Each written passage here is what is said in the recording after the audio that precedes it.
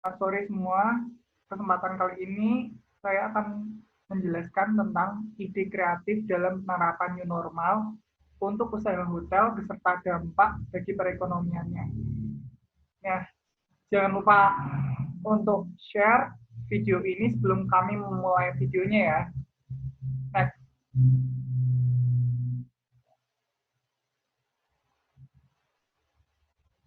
Yang pertama adalah menetapkan seluruh area hotel menjadi kawasan wajib masker. Yang kedua, setiap tamu dan pegawai yang masuk ke hotel dilakukan pengecekan suhu tubuh. Hal ini bertujuan agar mengantisipasi penyebaran virus COVID-19 pada hotel. Jadi di new normal kita tuh juga tetap harus berhati-hati dengan penyebaran virusnya karena virus COVID-19 ini tuh nggak langsung selesai saat new normal, tapi tetap berlanjut sebelum ada vaksin ditemukan. Jadi new normal tuh nggak bakalan kayak normal, kayak kehidupan normal kita sebelumnya, tapi tetap aja kita harus menjaga jarak dan melakukan hal-hal pencegahan lainnya untuk mengantisipasi virus COVID-19 ini. Yuk, next. Selanjutnya yaitu barang bawaan tamu wajib disemprot cairan disinfektan. Serta di setiap sudut ruangan hotel disediakan hand sanitizer.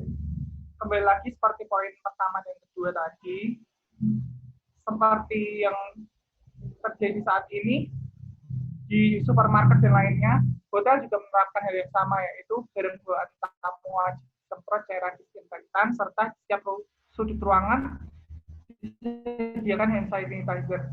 Hal ini digunakan untuk mencegah penyebaran COVID-19 seperti halnya yang terjadi saat ini. Untuk mematikan virus COVID-19 ini kita memerlukan disinfektan serta hand sanitizer yang mengandung alkohol 70% untuk membunuh kuman tersebut. Jadi supaya virus tersebut tidak menyebar gitu ya teman-teman. Jadi hotel bakalan melakukan pencegahan seperti hal tersebut di saat new normal untuk menghentikan penyebaran virus COVID-19.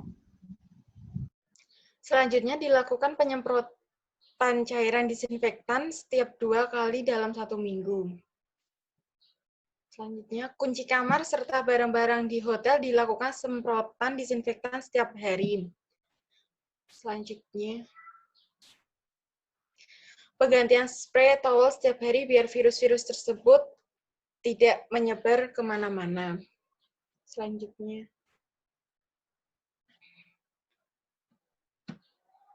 pengaturan antrian di pintu masuk hotel dengan jarak setiap tamu 1 meter.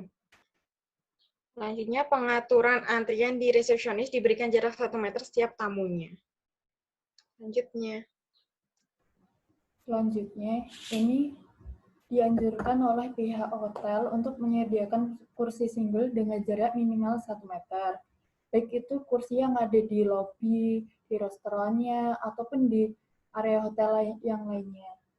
Lalu, waktu untuk breakfast telah ditentukan secara bergilir, supaya tidak bersamaan waktunya.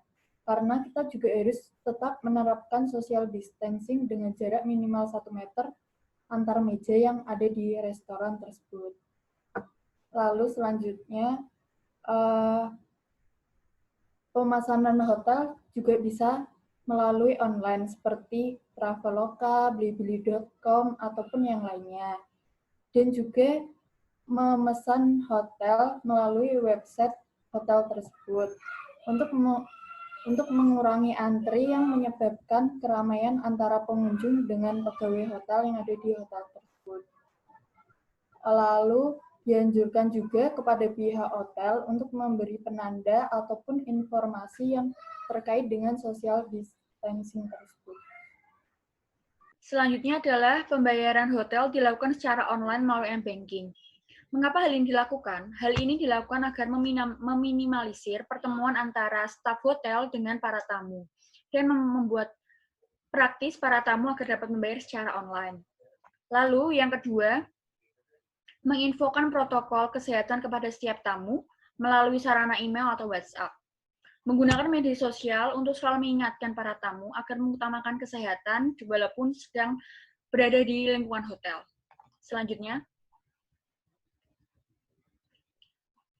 adalah memberikan pelatihan kepada seluruh staf hotel terkait protokol kesehatan COVID-19 dan melakukan evaluasi setiap minggunya. Mengapa dilakukan pelatihan? Agar para staf yang ada di hotel dapat memberikan contoh yang terbaik kepada para tamu, agar para tamu dapat melihat contoh yang baik juga dalam memanfaatkan kesehatan yang ada. Lalu melakukan evaluasi atas pelaksanaan protokol kesehatan setiap minggunya. Mengapa dilakukan evaluasi? Evaluasi dilakukan agar kita dapat melihat apa yang harus kita kembangkan lagi dalam mengutamakan kesehatan di lingkungan hotel. Lalu, selanjutnya adalah melakukan rapid test kepada karyawan satu minggu sekali. Mengapa dilakukan rapid test? Karena agar para karyawan yang bekerja dapat dalam kondisi sehat dan tidak tertular oleh penyakit maupun virus COVID-19. Selanjutnya. Kemudian ada dampak perekonomian. Nah, yang pertama itu ada pembukaan lapangan kerja, sehingga meningkatkan daya beli masyarakat, khususnya pegawai hotel, mempunyai penghasilan kembali. Nah, tidak hanya itu saja, ketika pandemi berakhir dan saat penerapan new normal, banyak juga pengusaha akan butuh likuiditas, tambahan modal untuk bisa membangun kembali usaha mereka. Next. Nah, kemudian juga ada menghidupkan kembali UMKM, yaitu seperti supplier makanan, usaha laundry, usaha EO, atau yang berkaitan dengan MES, yaitu marketing, investment, conference, dan exhibition. Kemudian juga ada usaha laundry. Nah, itu juga ada faktor kita ke depannya adalah bagaimana kita dapat menghidupkan kembali UMKM ini, di mana yang awalnya itu 97% lapangan kerja tercipta di sektor ini, dan 60%-nya lagi lebih dari ekonomi kita ditopang oleh UMKM. Maka dari itu, setelah COVID-19 berakhir, UMKM yang pertama harus diselamatkan.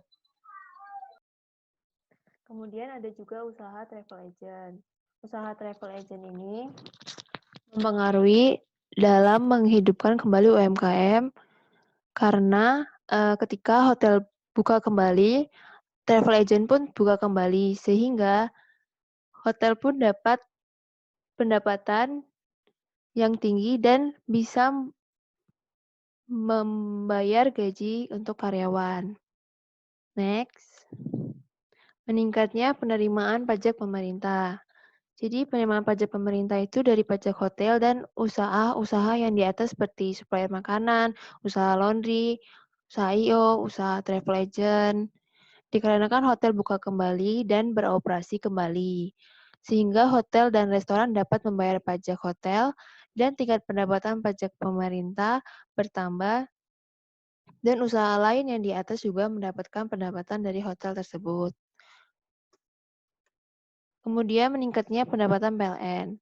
Meningkatnya pendapatan PLN dari penggunaan listrik hotel dikarenakan hotel dibuka kembali dan hotel menggunakan listrik kembali, sehingga PLN pendapatannya meningkat. Kemudian meningkatnya pendapatan SPBU dan Pertamina dikarenakan hotel juga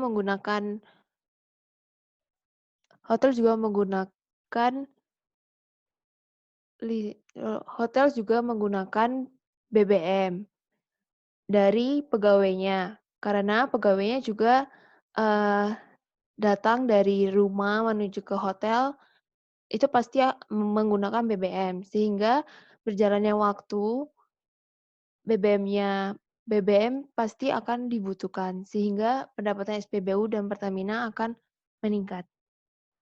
Begitu teman-teman.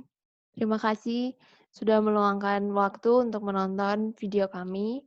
Jangan lupa share ke teman-teman kalian dan bantu kami untuk penonton ini. Terima kasih.